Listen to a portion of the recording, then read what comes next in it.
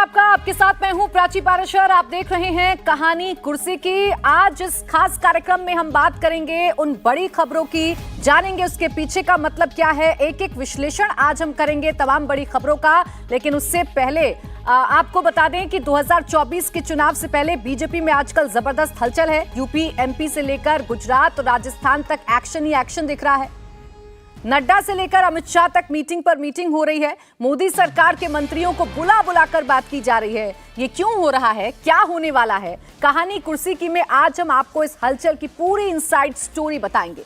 लेकिन सबसे पहले आपको बड़ी खबर बता देते हैं। कहानी कुर्सी की में इंडिया टीवी के पॉलिटिकल एडिटर देवेंद्र पाराशर ने बड़ी खबर दी है। निर्मला सीतारमण वित्त मंत्री बनी रहेंगी। ना तो उनका मंत्रालय बदलेगा, ना ही उन्हें मोदी कैबिनेट से बाहर किया जाएगा। बीजेपी अध्यक्ष जेपी नड्डा ने निर्मला सीतारमण को बुलाकर बातचीत की थी। इस मुलाकात के बाद अटकलों का बाजार गर्म था। लेकिन इंडिया टीवी को सूत्रों के हवाले से खबर मिली है कि निर्मला सीतारमण की कुर्सी को कोई खतरा नहीं है। देखिए, जेपी नड्डा से निर्मला सीतारमण की मुलाकात हुई और इस मुलाकात के बाद सियासत तेज हो गई। इस मुलाकात के बाद अटकलों का बाजार तेज हो गया। लेकिन इंडिया टीवी को जो सूत्रों के हवाले से बड़ी जानकारी मिली है, उसके मुताबिक निर्मला सीतारमण को कैबिनेट से नहीं हटाया जाएगा। लेकिन निर्मला सीतारमण फिर जेपी नड्डा से क्यों मिली हैं, ये भी हम आपको बता देते हैं। नड्डा से मुलाकात में क्या बात हुई, मोदी कैबिनेट से निर्मला सीतारमण की छुट्टी हो सकती है, ये अटकलें तेज हो गई जैसे ही जेपी नड्डा से निर्मला सीतारमण मिली। लेकिन सच्चाई यह है कि झारखंड में संगठन को लेकर चर्चा की गई है निर्मला सीतारमण की तरफ से। यानी मंत्रालय को लेकर कोई ज्यादा चर्चा नहीं हुई है, संगठन को लेकर चर्चा की गई है। और ये चर्चा झारखंड को लेकर हुई है। झारखंड में संगठन में क्या कोई फेरबदल होगा, क्या संगठन में कोई जुड़ेगा, ये बातें जो हैं निर्मला सीतारमण की तरफ से जेपी नड्डा के साथ की गई हैं। तो नड्डा से मुलाकात में ये बातें हुई हैं। हालांकि जैसे ही निर्मला सीतारमण जेपी नड्डा से मुलाकात करने के लिए पहुंची, क्योंकि देखिए मंत्रिमंडल में विस्तार हो सकता है, फेरबदल हो सकता है, इन खबरों के बीच निर्मला सीतारमण का जेपी नड्डा से मिलना, अटकलें तेज हो गई कि ऐसा तो नहीं कि निर्मला सीतारमण के विभाग में कोई फेरबदल हो सकता है, या फिर कैबिनेट में ऐसा तो नहीं कि उनकी छुट्टी हो सकती है। लेकिन इन सब के बीच सच्चाई ये है कि बात झारखंड को लेकर हुई है। देवेंद्र पाराशर हमारे पॉलिटिकल एडिटर हमारे साथ जुड़े हुए हैं, बाकी तमाम खास मेहमान भी हमारे साथ स्टूडियो में हैं। देवेंद्र, सबसे पहले निर्मला सीतारमण अगर जेपी नड्डा से मिली हैं और ये अटकलें अब खत्म हो चुकी हैं कि वो उनकी जो कुर्सी है वो नहीं जा रही है, उनकी कुर्सी पर कोई खतरा नहीं है, तो फिर क्या बात हुई दोनों के बीच में? बिल्कुल प्राची, ऐसी अटकलों का कोई बहुत ज़्यादा मतलब भी नहीं होता। बावजूद इसके अगर इसको खबर के तौर पे पेश किया जा रहा है कि वो अटकलें गलत थी, तो समझा जा सकता है कि गॉसिप्स किस कदर चल रहा है। कैबिनेट एक्सपेंशन को लेके कवायद चल रही है एक तरफ, और जिस तरह से कवायद चल रही है उससे कई गुना ज़्यादा रफ्तार से गॉसिप चल रहा है। पिछले दिनों परसों बीजेपी के राष्ट्रीय अध्यक्ष जेपी नड्डा की जिस प्रकार से कुछ मंत्रियों के साथ मुलाकात हुई थी, जिसमें वित्त मंत्री निर्मला सीतारमण भी आई थी, तो उसके बाद बहुत सारे लोगों के बीच ये चर्चाएँ शुरू हो गई। सोशल मीडिया पर आपने बहुत कुछ देखा होगा। इसके अलावा ऑफिसर्स के बीच भी कई सारे ऑफिसर्स फ़ोन करके पूछ रहे थे कि ऐसा कुछ हो रहा है क्या, बदला जा रहा है क्या, कोई बहुत गंभीर बात होगी। हमने जब उसकी पड़ताल की तो ये समझ में आया कि उसकी वजह बिल्कुल अलग थी और कुछ डेवलपमेंट संगठन को लेके होना है झारखंड में, उसमें निर्मला सीतारमण का अपना एक ओपिनियन था, उसको उन्होंने दिया। इसके अलावा जिन क्षेत्रों की जिम्मेदारी है उनके ऊपर बीजेपी के चुनाव के लिहाज से जो कमज़ोर सीटों का चयन किया गया, उसमें निर्मला सीतारमण के ऊपर भी जिम्मेदारी दी गई है। उन सीटों के बारे में बात हुई। अन्य मंत्रियों की अगर बात कर लें तो उस दिन अर्जुन मेघवाल जो कि कानून मंत्री हैं वो आए थे। वो पार्टी के राष्ट्रीय अध्यक्ष के साथ यूसीसी के मैसेजिंग किस प्रकार से होनी चाहिए उसको लेकर बात कर रहे थे। और उनके साथ किरण रिजिजू थे जो नॉर्थ ईस्ट के मसले को लेकर ब्रीफ करने वाले थे। एसपीएस बघेल आए थे, वो कानून राज्य मंत्री हैं, लेकिन उनका ये बताना था कि वो खुद ऐसे ही आ गए थे, उनकी मुलाकात भी नहीं हुई। तो ये सारी चीज़ें जो कि सामान्य तौर पर होती हैं, क्योंकि कैबिनेट एक्सपेंशन को लेकर बहुत ज़्यादा चर्चाएं चल रही है, और न सिर्फ चर्चाएं चल रही है बल्कि पर्दे के पीछे जो बैठकें हुई हैं, कई सारी बैठकें हुई हैं, तो उसके बाद से इन चर्चाओं को और ज़्यादा बल मिल गया और बहुत सारे गॉसिप होने लगे। निर्मला सीतारमण को लेकर निश्चित तौर पे उसमें कुछ भी ऐसा नहीं होने जा रहा है। उनके एक ओएसडी उन्होंने इस्तीफा दिया है और वो संगठन में जा रहे हैं, बीजेपी संगठन में झारखंड में। तो इन सारी चीज़ों को लेकर कह सकते हैं कि सामान्य अनौपचारिक सी मुलाकात थी जिसने बहुत बड़े गॉसिप को जन्म दे दिया। जी प्राची। बिल्कुल, देखिए, और ये साफ हो गया है जैसा कि देवेंद्र आप बता रहे हैं कि ऐसा कुछ भी नहीं है। ये संगठन को लेकर चर्चा थी, झारखंड को लेकर चर्चा थी, इसमें कैबिनेट विस्तार से जुड़ा हुआ कुछ गॉसिप जो फैलाया जा रहा था, ऐसा कुछ भी नहीं है। हर्षवर्धन जी, देखिए, इन दिनों भारतीय जनता पार्टी एक्टिव नजर आ रही है, बाजार गर्म है अटकलों का, हालांकि बैठकें चल रही हैं, तमाम मंत्री जेपी नड्डा से मिल रहे हैं। इन सबके बीच निर्मला सीतारमण अगर मिल रही हैं और ये अटकलें बाजार में फैलाई जा रही हैं कि उनकी कुर्सी जा सकती है, क्या इसका मतलब निकाला जाए और क्या हो सकता है इस बैठक में? देखिए प्राची, मुझे नहीं लगता कि वैसे देवेंद्र जी ने सब स्पष्ट कर दिया, साफ कर दिया। निर्मला सीतारमण या कोई भी ऐसा बड़ा मंत्रालय वो बदला जाएगा इस समय, इसकी कोई दूर दूर तक गुंजाइश नहीं है। और निर्मला जी को लेकर भले बीच बीच में कई तरह के सवाल, कई तरह की बातें की जाती हैं, और वैसे भी इस देश में थोड़ा सा, जिसको हम कहें ना कि एक मेंटल थोड़ा सा दिक्कत है कि आप किसी महिला मंत्री को इतने महत्वपूर्ण मंत्रालय में देखते हैं तो उसको जरा स्वीकार करने में दिक्कत होती है। भले ही कोई और होता और यूं ही चलाए तो चलता रहता है। निर्मला सीतारमण वही कर रही है वित्त मंत्रालय में जो प्रधानमंत्री नरेंद्र मोदी के इंफ्रास्ट्रक्चर डेवलपमेंट एजेंडे के साथ जो फाइनेंशियल इंक्लूजन का एजेंडा है उसी को आगे बढ़ा रही हैं। उसमें जरा सा भी कोई ऐसा नहीं है कि निर्मला जी कोई जो उनको कहा गया था उससे अलग काम कर रही हैं। और वित्त मंत्रालय ने, अगर आप फिस्कल डेफिसिट की बात करें, बजट एलोकेशंस की बात करें, यानी जो सबसे महत्वपूर्ण काम होता है, या फिर राज्यों को उनके हिस्से का जो कर वसूली होती है उसको वापस करना, ये सब काम वित्त मंत्रालय ने बहुत सलीके से किया है। तो इसमें जरा सा भी कोई गुंजाइश नहीं है। और निर्मला जी, चूंकि एक तो जिसको हम कहें कि पार्टी के लिहाज से 2019 के भी चुनाव में कम लोगों को ये जानकारी होगी, लेकिन पार्टी के लिहाज से जो इकोनॉमिक एजेंडा पुश करना था उसके लिए वो प्रभारी बनाई गई थी 2019 के भी चुनाव में। तो हो सकता है कि 2024 के चुनाव में देश का जो इकोनॉमिक, कैसे मोदी गवर्नमेंट की इकोनॉमिक पॉलिसीज को कैसे लोगों के बीच में ले जाना है, कैसे वो जो स्कीम्स थी जिसको वाया वित्त मंत्रालय, सबसे बड़ा तो वित्त मंत्रालय ही होता है बजट के लिहाज से, वो कैसे पूरा किया गया, मुझको लगता है उन सब पे ज्यादा बात हुई होगी। और उसके अलावा संगठन की चर्चा तो हुई ही होगी। बिल्कुल, लेकिन संगठन को लेकर भी सुखबुगाहट है, मंत्रिमंडल को लेकर भी सुखबुगाहट है, और इस बीच एक और मंत्री को लेकर चर्चा हो रही है। मोदी सरकार में civil aviation minister Jyotiraditya Scindia पर भी इस वक्त एक बड़ी खबर आ रही है। ज्योतिरादित्य सिंधिया मोदी कैबिनेट में बने रहेंगे, ये बड़ी खबर आपको बता रहे हैं। उन्हें मंत्रिमंडल से बाहर नहीं किया जाएगा। जेपी नड्डा और सिंधिया की मीटिंग हुई थी, इसके बाद अटकलों का बाजार एक बार फिर गर्म हो गया। लेकिन इंडिया टीवी को जानकारी मिली है कि सिंधिया मोदी कैबिनेट में बने रहेंगे। ये अब पूरी तरीके से साफ हो चुका है। ज्योतिरादित्य सिंधिया अगर मिले हैं तो इसके पीछे वजह उनका मंत्रालय नहीं है, किसी और वजह से उनकी ये मुलाकात हुई है। अब आपको इनसाइड स्टोरी हम समझा देते हैं कि नड्डा और सिंधिया की अगर मुलाकात हुई है तो इसके पीछे की वजह क्या है, इस बैठक में क्या हुआ है, ये हम आपको बताते हैं। देखिए, अटकलें तो ये थी कि कैबिनेट से बाहर हो जाएंगे सिंधिया। हालांकि सच्चाई यह है कि एमपी विधानसभा चुनाव को लेकर चर्चा की गई है।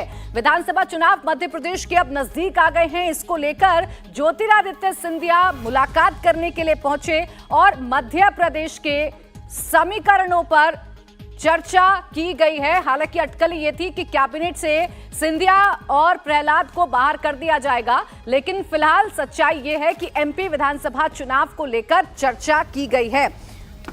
तो देखिए, एक और खास बात आपको बता देते हैं इस बैठक से जुड़ी हुई। मध्य प्रदेश पर बीजेपी में जबरदस्त हलचल है। दिल्ली में मीटिंग्स पर मीटिंग्स चल रही हैं। जेपी नड्डा ने 3 केंद्रीय मंत्रियों ज्योतिरादित्य सिंधिया, प्रहलाद पटेल और नरेंद्र सिंह तोमर से मुलाकात की है। तो एमपी पर लगातार रायशुमारी चल रही है। जेपी नड्डा ने सिंधिया, प्रहलाद पटेल और नरेंद्र तोमर से मुलाकात की है। क्यों मिले, इसके पीछे का सीधा सीधा मतलब है विधानसभा चुनाव पर मंथन करना। चर्चा में क्या हुआ? चर्चा इस बात को लेकर हुई कि प्रदेश अध्यक्ष बदले जाएंगे या नहीं बदले जाएंगे। तो देखिए, एमपी बीजेपी में क्या क्या हो सकता है। प्रदेश अध्यक्ष बदल सकता है। नए अध्यक्ष के लिए प्रहलाद पटेल और नरेंद्र सिंह तोमर के नाम की चर्चा बहुत तेजी के साथ की जा रही है। लेकिन यहां पर दिक्कत यह है कि तोमर ने ये जिम्मेदारी लेना वो नहीं चाहते हैं और प्रहलाद पटेल को प्रदेश अध्यक्ष बनाया गया तो सीएम और अध्यक्ष दोनों ओबीसी समाज से हो जाएंगे। अभी प्रदेश अध्यक्ष वीडी शर्मा हैं जो कि ब्राह्मण फेस हैं। नरेंद्र तोमर पहली चॉइस बने हुए हैं, लेकिन उन्होंने ये जिम्मेदारी लेने से इनकार कर दिया है। बहुत ज्यादा वो इंटरेस्टेड नहीं है। इसलिए मध्य प्रदेश को लेकर अभी मंथन चल रहा है, क्योंकि विधानसभा चुनाव भी अब नजदीक है। ऐसे में चयन नामों का बहुत सोच समझकर करना है। देवेंद्र, अगर सिंधिया मिल रहे हैं, प्रहलाद पटेल मिल रहे हैं, तो जाहिर सी बात है चर्चा मध्य प्रदेश को लेकर हो रही है। क्या चर्चा हुई, क्या फैसले लिए गए और आने वाले वक्त में उसका क्या प्रभाव मध्य प्रदेश में देखने को मिलेगा? और प्राची, कल की दोनों मुलाकात को पहले देखें तो ज्योतिरादित्य सिंधिया ने खुद समय मांगा था बीजेपी के राष्ट्रीय अध्यक्ष जेपी नड्डा से मुलाकात के लिए, ना कि उनको बुलाया गया था। उन्होंने समय मांगा था और कल शाम 7 बजे का समय दिया गया था बीजेपी के राष्ट्रीय अध्यक्ष की तरफ से। समय मांगने के पीछे वजह ये थी कि पिछले दिनों आपने देखा होगा कि ज्योतिरादित्य सिंधिया के कुछ करीबी वो बीजेपी छोड़ के वापस कांग्रेस की तरफ भाग रहे हैं। ऐसे में ग्वालियर संभाग के कुछ इशूज़ को लेकर जहाँ के ज्योतिरादित्य सिंधिया हैं, वो पार्टी के राष्ट्रीय अध्यक्ष से अपनी बात कहना चाहते थे और वहाँ पर कॉन्ट्रडिक्शन इसलिए से ग्राउंड पे रहता है कि आप देखें तो ज्योतिरादित्य सिंधिया की पूरी राजनीति ही ग्वालियर संभाग में बीजेपी के विरोध पर रही है। ऐसे में उनके पीछे जो समर्थक खड़े हैं, जाहिर तौर पर वो बीजेपी के विरोधी हैं और उन समर्थकों को या तो अब बीजेपी को एडजस्ट करना होगा या उनके जो लोग आए हैं उसके हिसाब से एडजस्ट करना होगा। तो वो एक बड़ी अड़चन है जो कि इस चुनाव में टिकट डिस्ट्रीब्यूशन के समय भी दिखेगी। जैसे सिंधिया का कोई समर्थक है, अगर वो चुनाव हारा हुआ है या चुनाव जीता हुआ है और वो उनके साथ आ गया है तो वो कोशिश करेंगे कि उसी को टिकट दिलाए, जबकि उसके समय जो बीजेपी का पहले का व्यक्ति है उसकी दावेदारी ज़्यादा मजबूत रहेगी। उस रीजन में देखें तो नरेंद्र सिंह तोमर वर्सेस ज्योतिरादित्य सिंधिया भी ये चलते रहता है, क्योंकि बीजेपी वर्सेस कांग्रेस की पॉलिटिक्स वहाँ पे चली है। ऐसे में उन सारे कॉन्ट्रडिक्शन के मसले पे ज्योतिरादित्य सिंधिया ने समय मांगा था और बीजेपी के राष्ट्रीय अध्यक्ष को अपनी बात बताई है। दूसरी तरफ प्रहलाद पटेल की बात करें तो प्रहलाद पटेल ने समय नहीं मांगा था, बल्कि प्रहलाद पटेल को बुलाया गया था बीजेपी के राष्ट्रीय अध्यक्ष जेपी नड्डा की तरफ से और उन्हें कल सुबह पार्टी के राष्ट्रीय मुख्यालय में बुलाया गया था। और जो बातचीत हुई उसमें मध्य प्रदेश के ओवरऑल पॉलिटिकल सिचुएशन को लेकर बातचीत हुई है। बहुत हमें बताया गया कि बहुत विस्तार से उसमें बातचीत हुई है और प्रहलाद पटेल का क्या ओपिनियन है, इन सारे फीडबैक्स को बीजेपी के राष्ट्रीय अध्यक्ष जेपी नड्डा ने लिया है। और पार्टी के प्रदेश अध्यक्ष की बात कर लें तो हमें ये जानकारी मिली है कि संघ के एक बहुत बड़े व्यक्ति का ये कहना है कि अगर एंटी इनकम्बेंसी मुख्यमंत्री के खिलाफ है, मुख्यमंत्री नहीं बदले जा रहे हैं, तो फिर मौजूदा प्रदेश अध्यक्ष को बदलने की जरूरत नहीं है। लेकिन पार्टी की समस्या ये है कि पार्टी ये चाहती है कि कुछ न कुछ ऐसा किया जाए जिससे कार्यकर्ताओं में नई ऊर्जा है। समस्या ये है कि क्योंकि ओबीसी फेस है शिवराज सिंह चौहान, तो वहां पर ओबीसी प्रदेश अध्यक्ष भी आप नहीं दे सकते पॉलिटिकली। फॉरवर्ड फेस के तौर पर नरेंद्र सिंह तोमर हैं, 2 बार प्रदेश अध्यक्ष रह चुके हैं, उन्होंने मना कर दिया है। बिल्कुल देवेंद्र, और देखिए इसी का हल निकालना है कि कौन फेस होगा, क्या बदला जाएगा प्रदेश अध्यक्ष या नहीं बदला जाएगा। इन्हीं तमाम सवालों को लेकर मंथन लगातार जारी है। लेकिन जैसा कि आपने भी जिक्र किया कि एंटी इनकम्बेंसी को लेकर भी चर्चा हो रही है। अगर आप मध्य प्रदेश की बात करें तो कई सारे ऐसे मुद्दे हैं जो इस वक्त चर्चाओं में हैं, जिस पर सीधे तौर पर मुख्यमंत्री शिवराज सिंह चौहान की भी नजर बनी हुई है। विनोद जी, खासकर अगर मध्य प्रदेश की बात करें तो आदिवासी वोट बैंक पर नजर है। इस बीच ये सीधी कांड जाना और मुख्यमंत्री का तुरंत एक्शन में आना, बुलडोजर चलवाना जो आरोपी है उसके घर पर, और उसके बाद फिर जो पीड़ित है उसे सीएम हाउस बुलाना, पैर भी धुलना, माफी मांगना, सीधे तौर पर संदेश है आदिवासियों के लिए भी। देखिए, आदिवासी वाले मामले में जो प्रवेश शुक्ला ने तो कांड कर ही दिया था और भारतीय जनता पार्टी के लिए बड़ी मुश्किल हो गई थी। चुनाव वर्ष है, लेकिन शिवराज सिंह चौहान की तारीफ करनी पड़ेगी कि उन्होंने बहुत प्रॉम्प्ट एक्शन लिया और जो सख्त से सख्त एक्शन हो सकता तो उन्होंने किया। अब हालांकि ये जो पैर वैर धोना एक तो मतलब ये तो खाली एक चुनावी मजबूरी है, वरना इसकी कोई ज़रूरत नहीं थी। आप चीफ मिनिस्टर हैं, आपने एक्शन ले लिया, आपने जो आरोपित है उसको जेल भेज दिया, उसको एनएसए लगा दिया, उसके घर पे बुलडोजर चल गया। फिर भी अब उन्होंने मरहम लगाने के लिए ये भी कर दिया कि भाई उसको बुला के उसका सम्मान सत्कार कर दिया। लेकिन देखिए, मध्य प्रदेश के मामले में एक चीज़ मैं बताऊँ आपको, भारतीय जनता पार्टी के जो मौजूदा नेतृत्व है, इसके बारे में एक बात ध्यान रखनी चाहिए, ये आउट ऑफ द बॉक्स फैसले लेता है। और ये कहना कि सीएम ओबीसी है, प्रहलाद पटेल ओबीसी, इसलिए ओबीसी को नहीं बनाया जा सकता, कोई उसमें कोई कानूनी रोक नहीं है। खाली एक मैसेजिंग होती है कि भाई चूंकि सीएम ओबीसी है तो अध्यक्ष आप अपर कास्ट से बना दें। लेकिन आप देखिए कि भारतीय जनता पार्टी में योगी आदित्यनाथ ठाकुर, धामी ठाकुर, और हिमाचल में जब सरकार थी तो जयराम ठाकुर थे। लगातार 3 पड़ोसी राज्यों में एक साथ एक ही जाति के मुख्यमंत्री थे। तो ये मौजूदा भाजपा जो है, चूंकि नरेंद्र मोदी जी के नाम पर पार्टी जीतती है, तो उसमें प्रहलाद पटेल को बनाए, नरेंद्र सिंह तोमर को बनाए या किसी को बनाए, उसमें जो है बहुत ज़्यादा असर नहीं पड़ता। लेकिन ये जरूर है कि चूंकि भारतीय जनता पार्टी को शिवराज सिंह के बाद एक आगे का नेतृत्व भी विकसित करना है मध्य प्रदेश में। शिवराज सिंह चौहान की अब इतना लंबे समय से वो मुख्यमंत्री हैं और चुनाव के बाद वो मुख्यमंत्री, उनको प्रोजेक्ट बीजेपी नहीं करेगी, चुनाव उनके नेतृत्व में ही होगा, लेकिन मुझे नहीं लगता उनको प्रोजेक्ट करके चुनाव लड़ा जाएगा कि यही हमारे मुख्यमंत्री का चेहरा होंगे। चुनाव होगा और प्रहलाद पटेल एक अगला चेहरा हो सकते हैं, अगले चेहरे के रूप में उनको अध्यक्ष बना करके लाया जा सकता है। ये राजनीति में कुछ भी संभव है। और प्रहलाद पटेल जिस तरह जमीन से जुड़े हुए नेता हैं, जिस तरह कार्यकर्ताओं के साथ उनका संवाद है, ओबीसी समुदाय से हैं, एक बार उमा भारती के साथ चले गए थे, उसके बाद लौट के आए और फिर अपनी जगह उन्होंने बनाई, तो एक मजबूत नेता है और उन पर किसी तरह का आरोप वो भी नहीं है।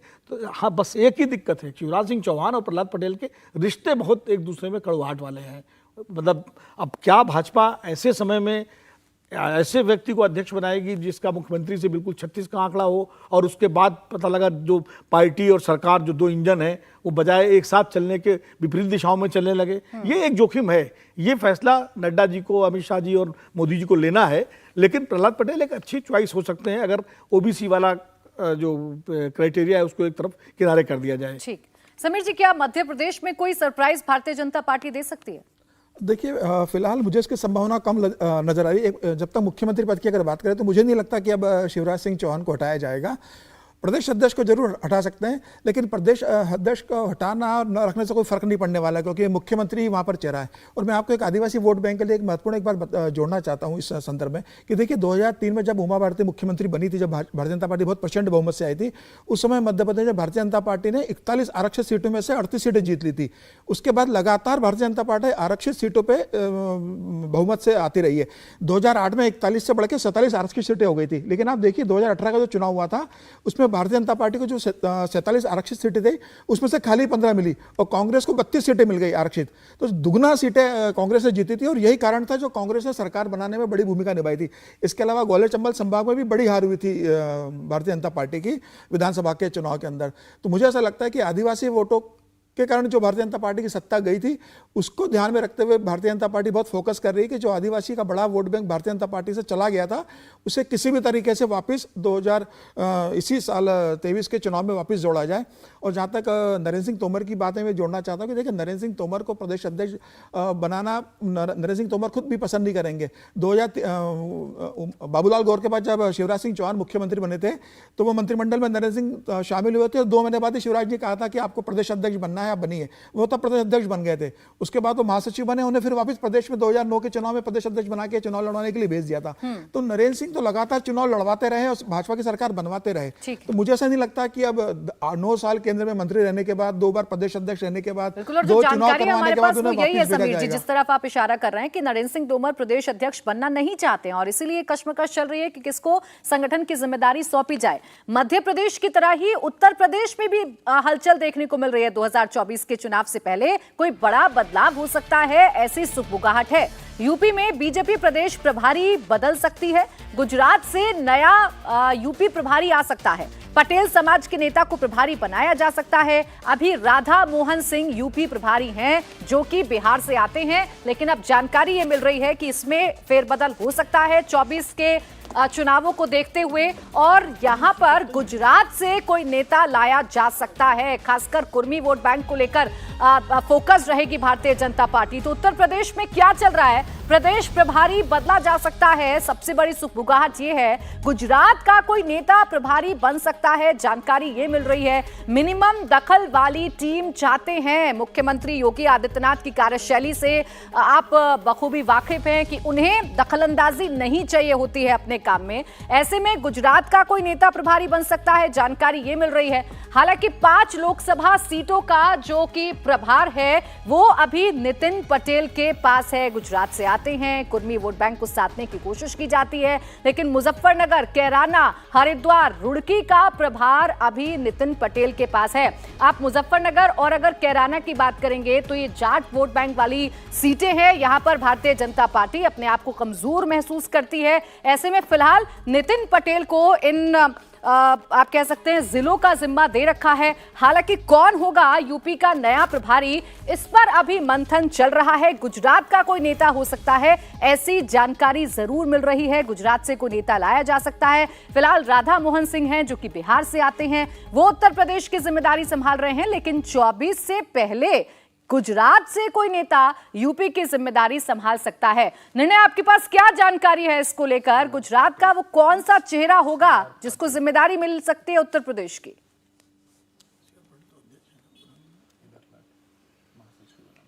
देखिए, अभी आपने नितिन पटेल का जिक्र किया। मुझे लगता है कि शायद ये नाम इसलिए अचानक प्रॉप अप हुआ क्योंकि नितिन पटेल को, जो अभी आपने देखा होगा, बीजेपी के कई नेताओं को अलग अलग 5 कॉन्स्टिट्यूंसीज दी हुई हैं जहां पे वो जा कर के पूरा कोऑर्डिनेशन के एफर्ट्स कर रहे हैं। बड़े जो सीनियर नेता हैं अलग अलग प्रदेशों से, नितिन पटेल को 2 कॉन्स्टिट्यूंसी उत्तर प्रदेश की और 3 कॉन्स्टिट्यूंसी उत्तराखंड की दी हुई हैं, जिसमें कैराना, मुजफ्फरनगर, हरिद्वार, टिहरी। तो ये तमाम कॉन्स्टिट्यूंसीज जो हैं ये दी हुई हैं उन्हें।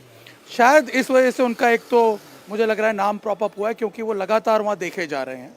इसके अलावा एक घटना और हुई पिछले दिनों में, जिसमें नितिन पटेल के जन्मदिन पर CR पाटिल, जो कि प्रदेश अध्यक्ष हैं और एक बड़ा उनका कद बढ़ता जा रहा है पार्टी में, उन्होंने उस फंक्शन में ये कहा कि नितिन भाई आजकल हिंदी पर बहुत ध्यान दे रहे हैं, हिंदी अपनी काफ़ी इम्प्रूव करने की कोशिश कर रहे हैं, हिंदी सीख रहे हैं।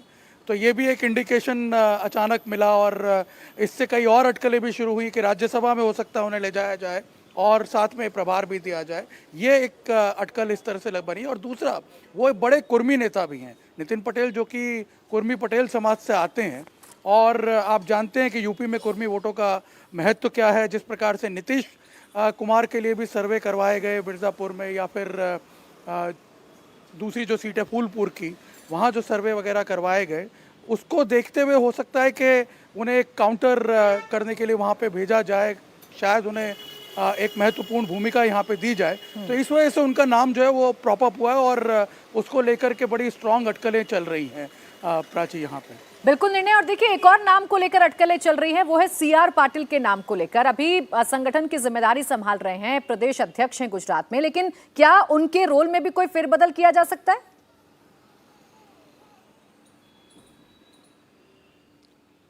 ये काफ़ी हद तक संभावित लग रहा है, क्योंकि मैं आपको बताऊं, जिस प्रकार से CR पाटिल ने अपना परफॉर्मेंस दिया है गुजरात का, वो एग्जाम्पल आपने देखा, पूरे देश के सामने उसे रिफ्लेक्ट किया गया था। 156 सीटें, जिस तरह से उन्होंने पेज कमेटी का जो अपना एक्सपेरिमेंट किया और उसका जिस प्रकार से रिजल्ट मिला, क्योंकि मैं आपको बता दूं कि कोई नेता शायद उसको बहुत सिग्निफिकेंटली ले नहीं रहा था इन रिजल्ट से पहले, और उसके बाद जिस तरह से उन्होंने टारगेट सेट किए, रिजल्ट ओरिएंटेड एक पूरा उनका अप्रोच था और आपने देखा परिणामों में वो परिवर्तित भी हुआ। इसके बाद अगर आप देखें जिस प्रकार से अभी गुजरात में जो 26 लोकसभा सीटें हैं, उसका जिस प्रकार से वो मैनेजमेंट कर रहे हैं, एक प्लान उन्होंने बनाया कि हर सीट को 5 लाख से ज़्यादा वोटों से जीतना है, और उसी तरह से कॉन्फिडेंट दिख रहे हैं जैसे वो विधानसभा के समय पे थे। और हम देख रहे हैं कि उसके बाद उनकी नेशनल लेवल पे भी भूमिका जो है वो बढ़ती जा रही है। काफ़ी महत्वपूर्ण डिसीजंस में उनसे राय भी ली जाती है, और हमें इतना इंडिकेशन जरूर मिल रहा है सूत्रों से कि हो सकता है उन्हें कैबिनेट में लिया जाए, और साथ में हो सकता है या तो गुजरात की जिम्मेदारी अभी उन्हें उनके पास ही रखी जाए 2024 तक के लिए, या फिर ये भी हो सकता है कि उन्हें कहीं और की जिम्मेदारी दी जाए। इसलिए हो सकता है कि यूपी की चर्चा भी हो रही है, क्योंकि CR पाटिल का जो मैनेजमेंट स्किल्स हैं, जो जिस प्रकार से वो इलेक्शंस को मैनेज करते हैं, और सबसे बड़ी बात यह कि हर एक के साथ एक कोऑर्डिनेशन बना करके चलते हैं। जैसे कि आप बता रही थी अभी कि योगी नहीं चाहते हैं कि किसी प्रकार की दखलंदाजी हो उनके काम में, उन सारे जो एस्पेक्ट्स को अगर मैनेज करने की भी बात हो तो CR पाटिल उसमें बड़ी महारत रखते हैं। तो हो सकता है कि उन्हें कैबिनेट में भी ले जाया जाए और साथ में एक अलग से जिम्मेदारी उनको दी जाए। वो जिम्मेदारी दोनों में से कोई भी हो सकती है। गुजरात का अध्यक्ष पद अभी उनके पास ही रहे, या फिर एक संभावना ये भी सामने उभर करके आ रही है कि उत्तर प्रदेश का प्रभार भी उन्हें दिया जा सकता है। लेकिन ये सारी अभी संभावनाएं हैं जो कि जब तक फाइनल डिसीजन नहीं आ सकता। बिल्कुल, देखिए जबरदस्त हलचल भारतीय जनता पार्टी में इस वक्त है, और प्रदेश दर प्रदेश भारतीय जनता पार्टी फैसले भी ले रही है और नेता भी बदले जा सकते हैं, ऐसी सुगबुगाहट तेज है। उत्तर प्रदेश को लेकर देवेंद्र, आपके पास क्या जानकारी है? मुख्यमंत्री योगी आदित्यनाथ की कार्यशैली को देखते हुए क्या बदलाव हो सकता है टीम में? और प्राची, सबसे पहले तो मुझे लगता है कि ये वाक्य अपने आप में बहुत भ्रम वाला है और सही नहीं है कि उत्तर प्रदेश के मुख्यमंत्री योगी आदित्यनाथ अपने उसमें बहुत ज़्यादा दखलंदाजी नहीं चाहते। संगठन की अगर बात करें तो संगठन में होता वही है जो कि दिल्ली चाहता है, उसमें उत्तर प्रदेश के मुख्यमंत्री की नहीं चलती।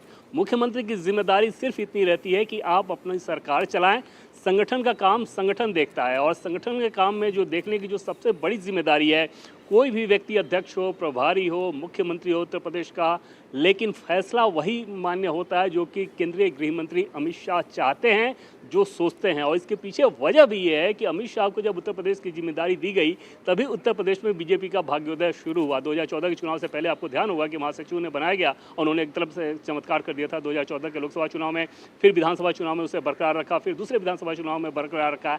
ऐसे में गृह मंत्री अमित शाह उत्तर प्रदेश के हर फैसले के लिए अंतिम अथॉरिटी होते हैं। अब दूसरी बात की जो प्रभारी हैं राधा मोहन सिंह, क्योंकि उन्हें मोतिहारी में चुनाव लड़ना है, लोकसभा का चुनाव लड़ना है, इस लिहाज से ये सोचा जा सकता है। अन्यथा राधा मोहन सिंह की कार्यशैली को लेकर खुद प्रधानमंत्री नरेंद्र मोदी कई बार बीजेपी की बैठकों में तारीफ कर चुके हैं, और एक बार राष्ट्रीय कार्यकारिणी की जो दिल्ली में बैठक हुई थी उसमें बाकायदा उन्होंने ये कहा था कि कार्यकर्ता का मतलब राधा मोहन सिंह, इसे सीखना चाहिए लोगों को, और संगठन के जब आप प्रभारी होते हैं तो सबसे बड़ी जिम्मेदारी वही होती है। बिल्कुल, देखिए, और अभी बहुत ज्यादा बदलाव होगा या नहीं होगा, ये सिर्फ अभी अटकलें लगाई जा रही है। हालांकि नितिन पटेल का नाम, जैसा कि निर्णय बता रहे थे कि वो जरूर पॉपअप हो गया है, उस पर जरूर चर्चा हो रही है।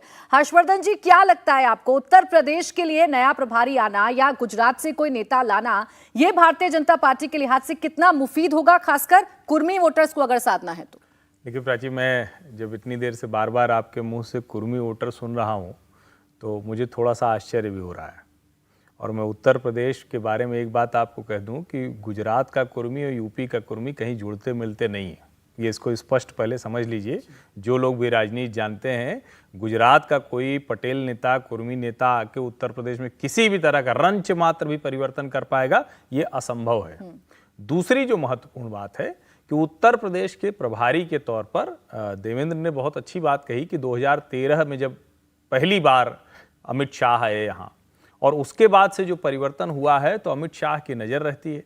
अभी तक वाया सुनील बंसल, चूंकि वो प्रदेश संगठन मंत्री के नाते, और अब वो राष्ट्रीय महासचिव हैं। लेकिन एक बड़ा बदलाव जो हो सकता है, जो दिख भी रहा है और बहुत स्वाभाविक सा दिख रहा है, सीआर पाटिल को कैबिनेट में लाया जाएगा, ये एक चर्चा है। लेकिन दूसरी चर्चा संगठन के हलके में बड़ी है, उन्हें महासचिव बनाया जा सकता है, और उन्हें प्रधानमंत्री नरेंद्र मोदी आगे की लीडरशिप के तौर पर देखते हैं। इसलिए मुझे लगता है कि हो सकता है कि महासचिव बनाकर उनको उत्तर प्रदेश का प्रभारी बनाया जाए, क्योंकि उत्तर प्रदेश की 80 लोकसभा सीटें बहुत महत्वपूर्ण हैं। 80 लोकसभा सीटों उत्तर प्रदेश में बहुत शानदार दिख रहा है, मोदी योगी की जोड़ी दिख रही है। लेकिन 80 की 80 सीटों पर जीतने वाला टारगेट रखने के लिए कोई ऐसा नेता चाहिए। और मध्य प्रदेश पर एक टिप्पणी मैं जरूर करूंगा।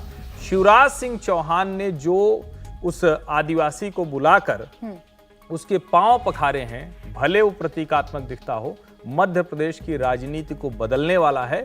आदिवासी मतदाता पिछले कुछ समय में एक के बाद एक भारतीय जनता पार्टी से नाराज था। छत्तीसगढ़ में भाजपा के एक बड़े आदिवासी नेता नंद कुमार साय ने पार्टी छोड़ दी थी। ऐसे में ये एक चित्र, और चूंकि ये पूरा भावनात्मक मसला होता है, बड़ी खबर है। बिल्कुल, भारतीय जनता पार्टी ने पूरी कोशिश कर ली है कि जहां जहां पर डैमेज हो सकता है, जहां जहां पर नुकसान हो सकता है, उन तमाम चीजों पर काम किया जाए, और इसीलिए ये जो तेजी है वो हमें देखने को मिल रही है। निर्णय आपका बहुत शुक्रिया हमारे साथ जुड़ने के लिए। देवेंद्र, आप बने रहिएगा, आगे भी आपसे जानकारी लेंगे। इंडिया टीवी हर वक्त हर जगह डाउनलोड करने के लिए सर्च करें India TV news Google play store या ऐप स्टोर पर।